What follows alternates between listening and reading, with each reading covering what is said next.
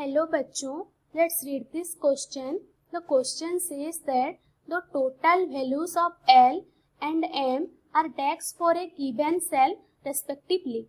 तो बच्चों यहाँ पे हमारा क्वेश्चन बोल रहा है कि जो L and M का टोटल वैल्यू एक सेल के लिए होता है वो कितना होता है।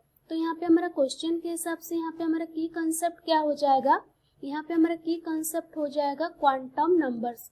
की कंसेप्ट हमारा हो जाएगा क्वांटम नंबर्स हो जाएगा यहाँ पे हमारा की कंसेप्ट।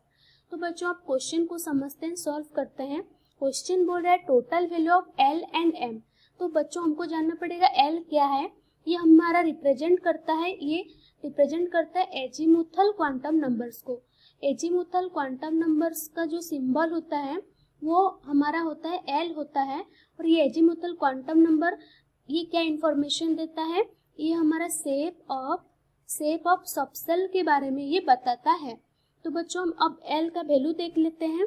एल का जो वैल्यूज होता है, इसका जो वैल्यू होता है वो कहाँ से कहाँ तक यहाँ पे वैल्यू मतलब वेरी करता है कि 0 to n-1 तक ये वेरी करता है। तो हम अब एग्जांपल ले लेंगे। सपोज अगर यहाँ पे n बराबर 1 होगा देन L क्या हो जाएगा, यहाँ पे 0 हो जाएगा।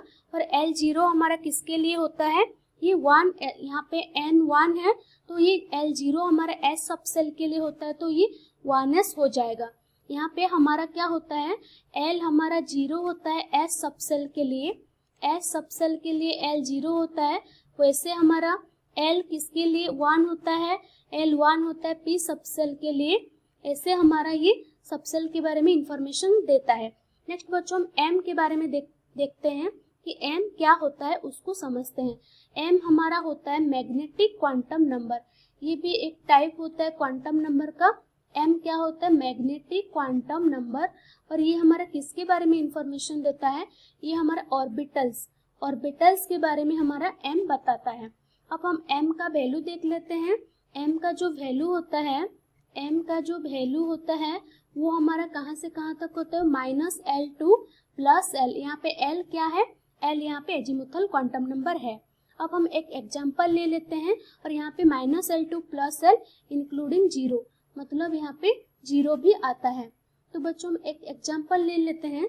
सपोज अगर L यहाँ पे क्या होगा, L 1 होगा देन यहाँ पे बच्चों M का क्या होगा, M का वैल्यू होगा -1 to +1, मतलब यहाँ पे क्या होगा, M का 3 वैल्यू होगा -1 0 +1। ये ऑर्बिटल के बारे में इंफॉर्मेशन देता है।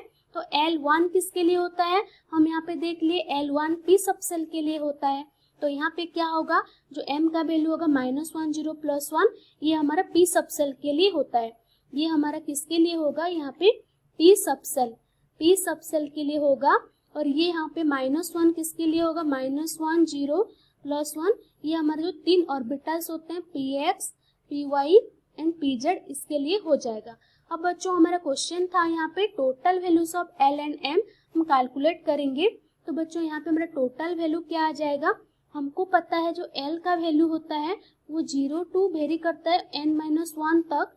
उसके बाद यहाँ पे M का जो वैल्यू होता है वो हमारा -L to +L तक वैल्यू करता है, यहाँ पे वेरी करता है। तो जो टोटल वैल्यू हो जाएगा, यहाँ पे टोटल वैल्यू ये कहाँ से कहाँ तक हो जाएगा, total value of L and M ये हो जाएगा हमारा n-1 to 2L + 1। यहाँ पे बच्चों हम देखेंगे n क्या होता है, ये जो n होता है ये हमारा हो जाता है प्रिंसिपल क्वांटम नंबर्स। ये हमारा प्रिंसिपल क्वांटम नंबर होता है। और ये हमारा किसके बारे में इंफॉर्मेशन देता है, ये हमारा सेल के बारे में बताता है। तो यहाँ पे हमारा टोटल वैल्यू क्या हो जाएगा, L एंड M का टोटल वैल्यू n-1 to 12 + 1। हम क्वेश्चन पे जाते हैं। क्वेश्चन था total values of L and M are DAX for a given cell. तो हमारा जो करेक्ट आंसर हो जाएगा वो हो जाएगा n-1 to यहाँ पे हो जाएगा 12 + 1 तक हो जाएगा। I hope you understood it well. Best of luck, thank you.